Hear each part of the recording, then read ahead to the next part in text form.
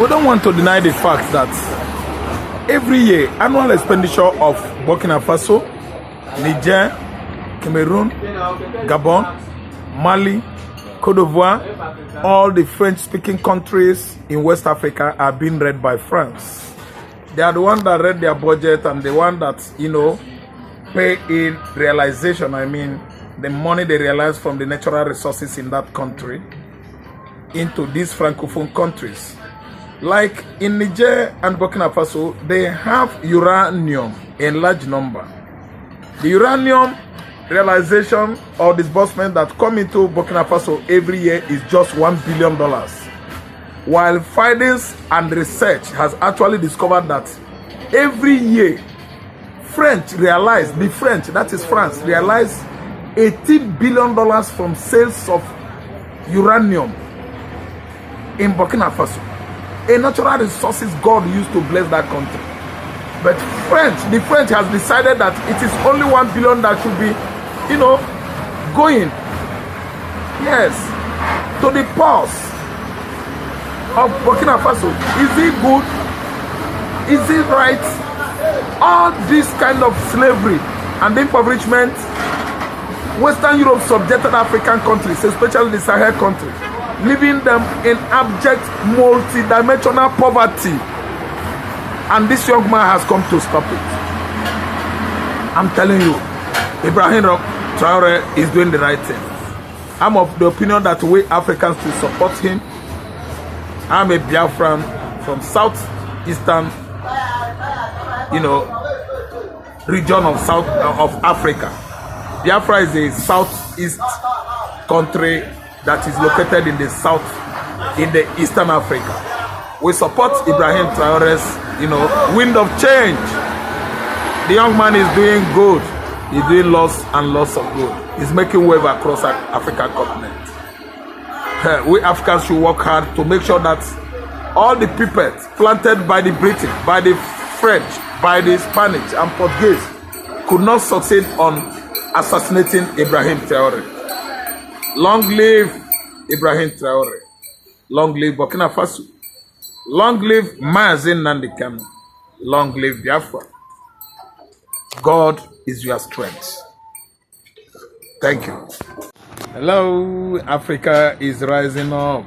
Africa is growing under the watch of Ibrahim Traore. Ibrahim Traore is the wind. Let me say wind is a wind, but not ordinary wind. Ibrahim Traore is a sweet wind sweeping across African continents. Why? Because he is a visionary in the first place.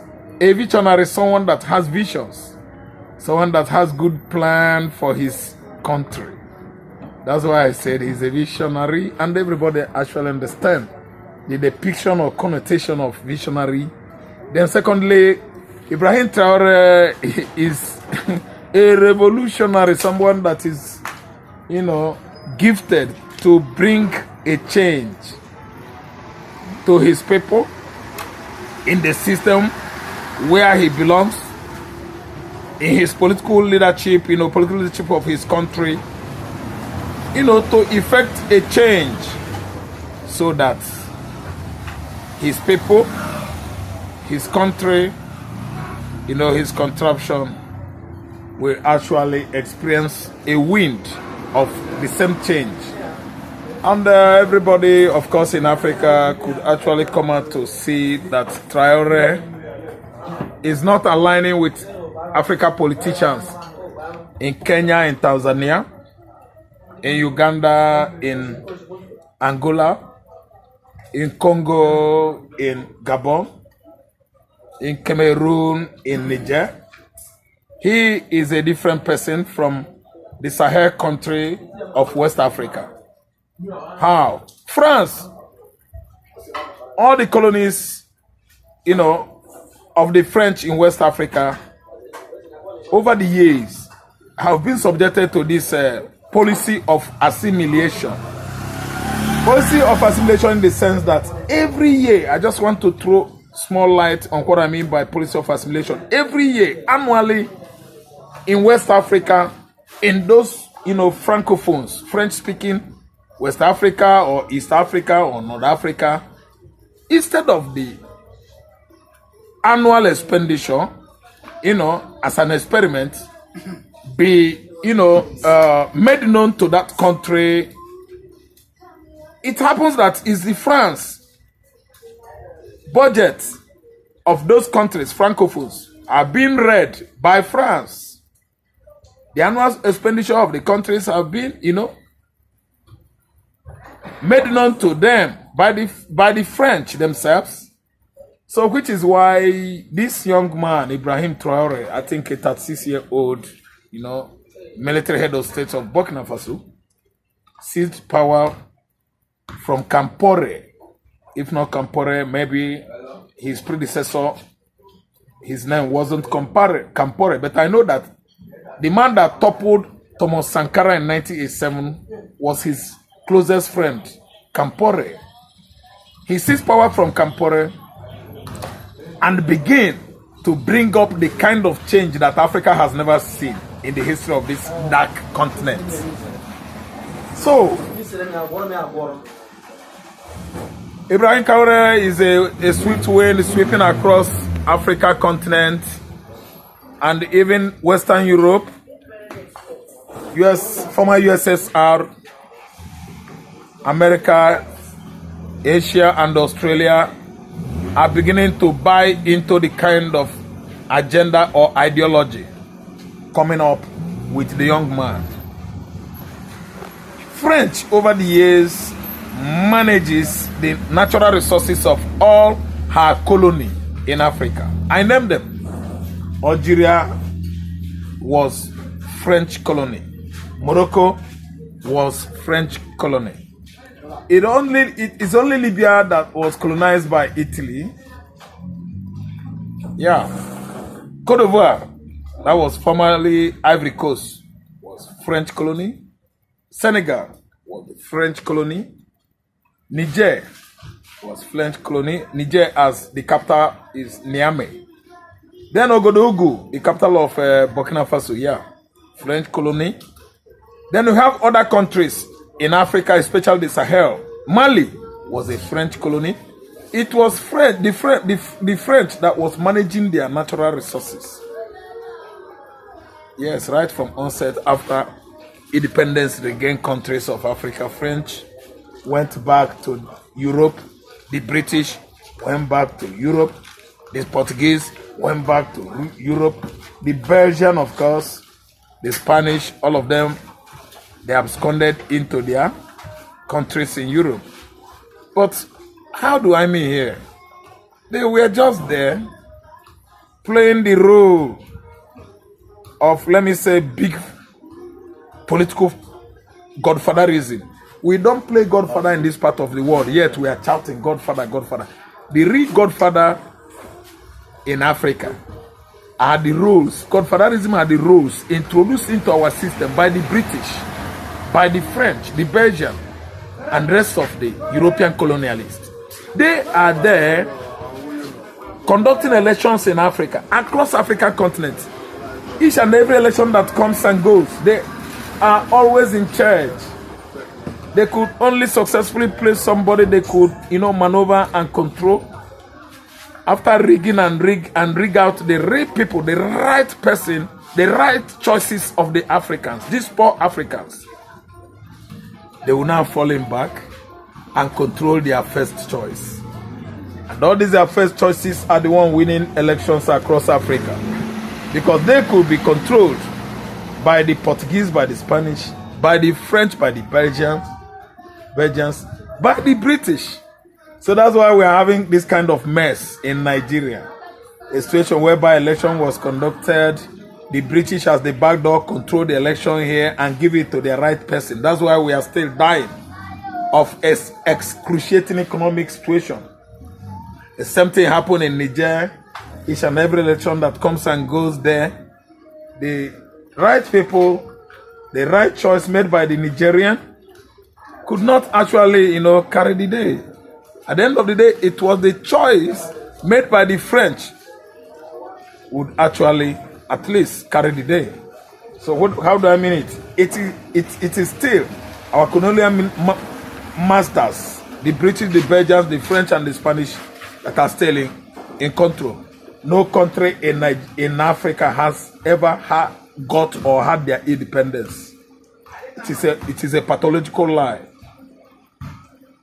Yes, none of African country has actually regained their independence. Right from 94 BC, as it was rumored, Ethiopia got her independence in 94 BC. Then Liberia 1847. It's a lie.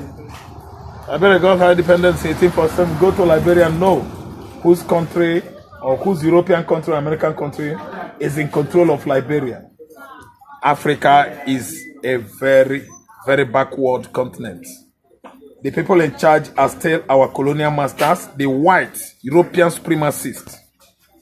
They control every country. They control Togo. They control Congo. Congo is a country I know in Africa that is harboring one of the richest mineral country, precious to, in Africa, endowed with natural resources, minerals like diamond, like uranium, platinum, euphonium, mention them but few. Even oil, there is crude oil in Togo, the richest mineral resources in Africa. Today, where is Congo, DR. Today, where is Congo?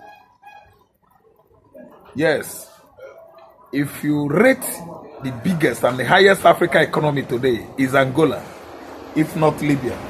It's not even Nigeria. Almighty Nigeria, that is bearing the name Giant of Africa, is a dwarf that is readily in pain. Nigeria is not a giant of Africa. Nigeria is a dwarf. Pygmies. Nigeria is not even up to 4 feet comparing to the economic gigantic growth of Angola, Libya, Congo, and so on and so forth.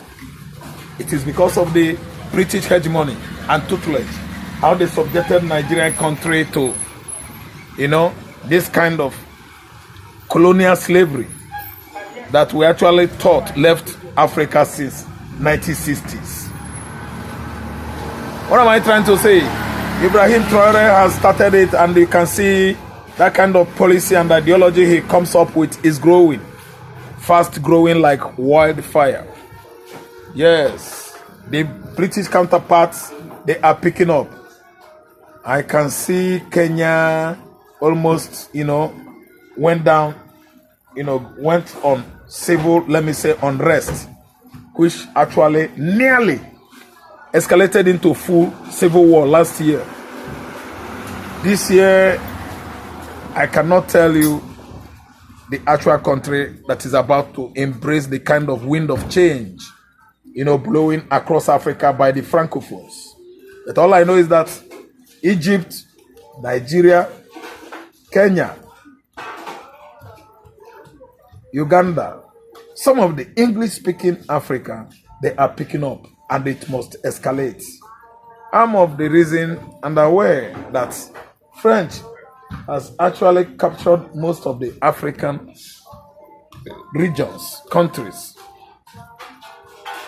In West Africa, we have only how many countries that speak English in West Africa? I don't think we're up to 7. We have, I think, 4 to 5.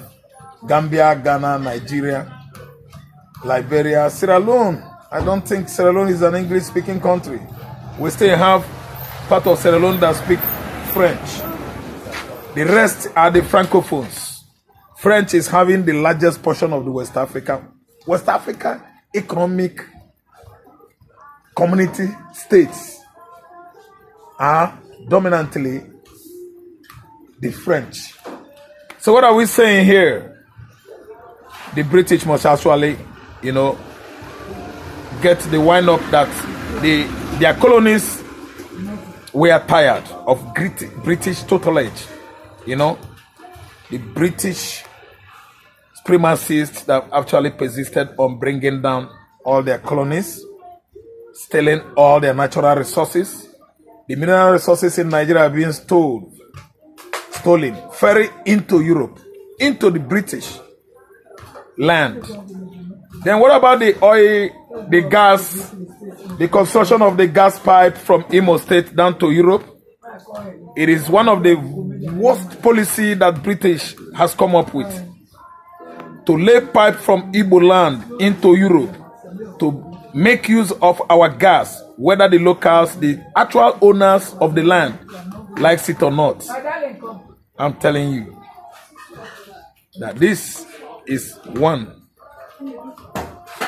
of the funniest joke of 21st century.